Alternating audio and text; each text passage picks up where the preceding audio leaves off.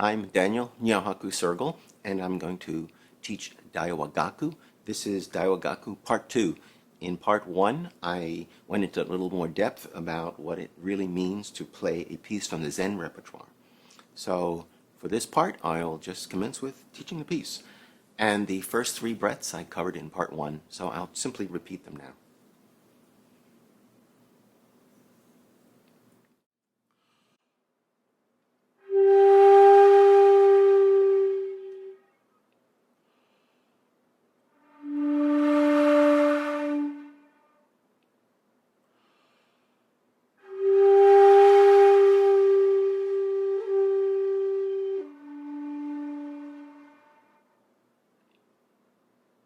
Next breath, uri. That's a u, head down. Make the u beautiful and articulate with the thumb when you go to the ri. When you're about to run out of breath, you lift it, and that's the e.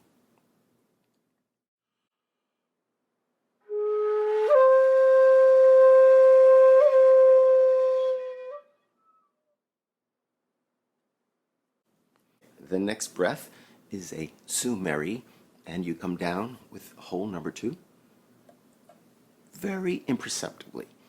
And when you go to the row, you've got to lift that 2 and drop it at the same time you move your head forward.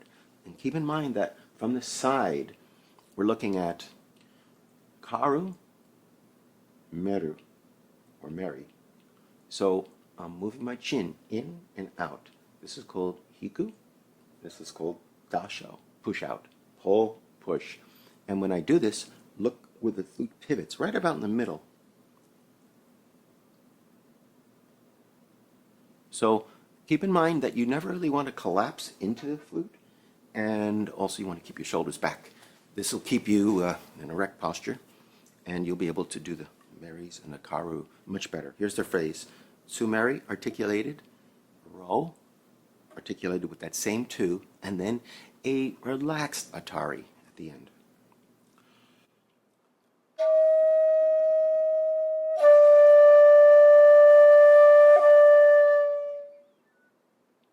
Now the sure.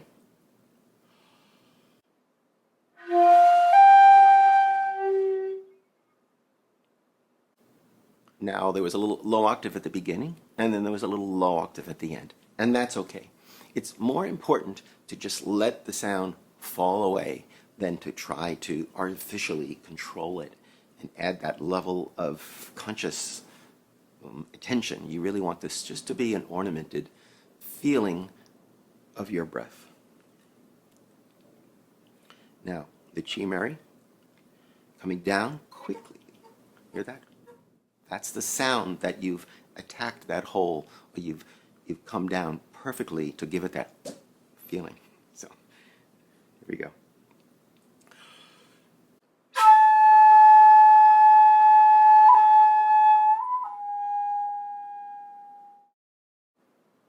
That's u. Sometimes that's called a Honkyoku u, which is a special u. So 1 and 3 are open, and your head is way down. And that note trails off sweetly, in contrast to the others that can break away at any time, especially the lower octaves, where the air is a wider airstream. Now that we're still in the high octave, this is the Usan, where the head is up. And in my flute, I have to have it especially high, but really tune it for your ears so that on your flute, the pitch comes out like this.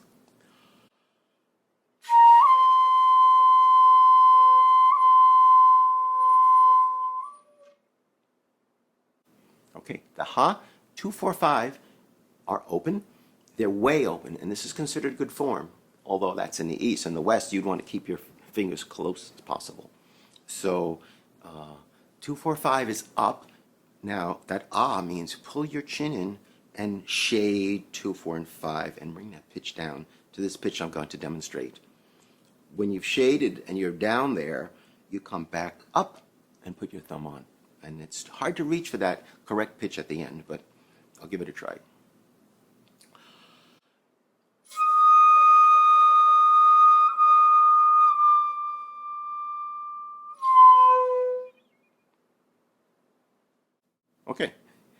Another repeat phrase.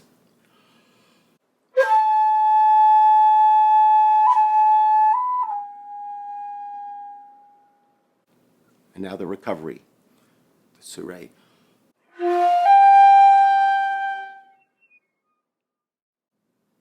Again, a little bit more musical development.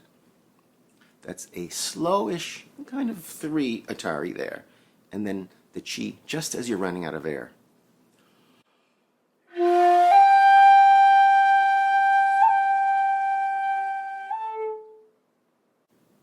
Now, very low, but not all the way down for that sumeri, because you have to leave yourself some room to go down a bit more. If you started with your chin tucked in like this, there'll be no place for you to go. So it's okay in this case to have that sumeri a little sharp. Now, if you're playing with other people, you'll have to sort of negotiate it or average it out. So we play pretty much a standard sumeri, but if you're playing alone, it's just a matter of less than and greater than. These are microtones. These are not quite on when it comes, especially when it comes to sumeri in this context. So I'm going to play it as accurately as I can for this purpose.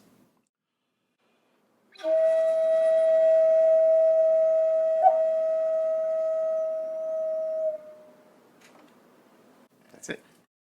Now the haro. The haro, once again, all those holes come down at the same time. That wasn't. That wasn't. That was it. The last one, that lower sound, means that the 2, 4, and 5 came down at the same time. And that's what you're aiming for.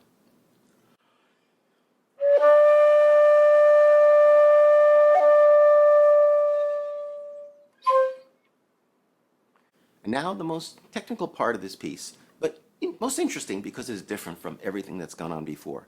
This u, there are 3 stages of this u. There's the u that you start with. I'll show you.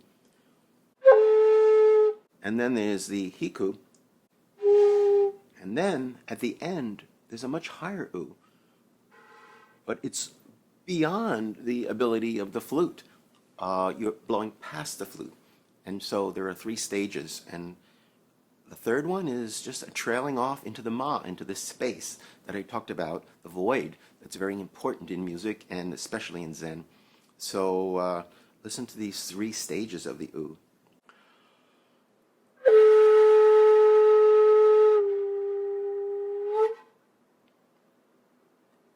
That's it.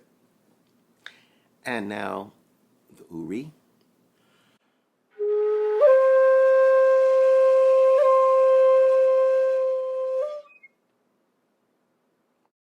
Surrey.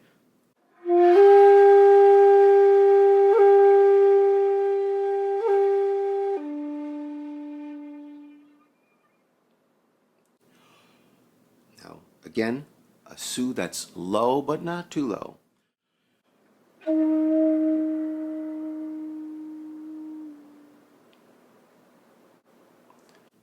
I could hardly hear that. Actually, that's good because that's the dynamic range. It makes loud feel loud when soft is played soft, and that will add something to your playing. But try to just feel this. If you start to lose the sound, that's fine. In fact, if you lose the sound completely, keep the breath flowing, and you will find that you won't break the natural rhythm of this piece because the timing is really an organic sense of timing. It's not clock timing like in the West. It's the feedback of you blowing, hearing these tones, and how it changes you as you play the piece. It may slow you down at the end. Now, here we go for that su, Mary again.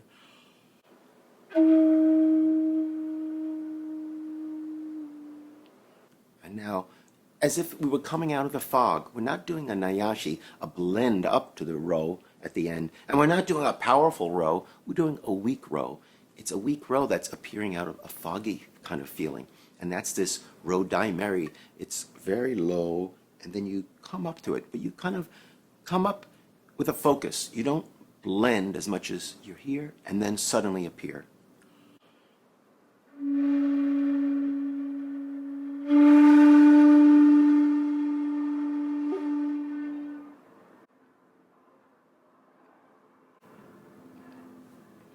And that's how the piece ends.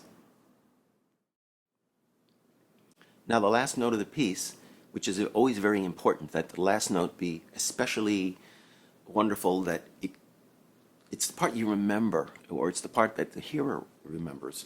Now, you're coming out of a fog, so to speak. This ro dai mari, very soft and mysterious, and then you come up with a ro, which is very full. And if you play it full, you'll feel the flute vibrating. You may even feel the air pressure vibrating on the tips of your fingers. So think of it as coming out of indistinctness to clarity, but a full, rounded, resolved kind of clarity. Not an ayashi blending up to that resolving final note, but just something that's, aha, that was it. So here it's the last phrase.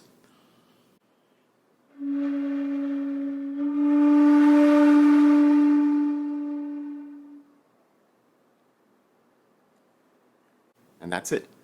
Now, you may not hear all that in it, but you'll have to discover it for yourself and make meaning of this. Like a koan, like a riddle, you can solve it by playing this piece over and over again. So good luck with Daiwagaku.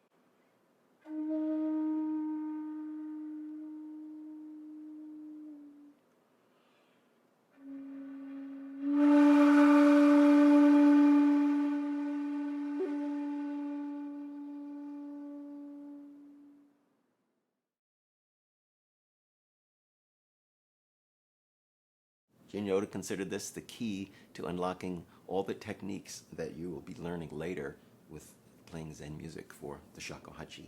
And these are simple but difficult things to master, so good luck.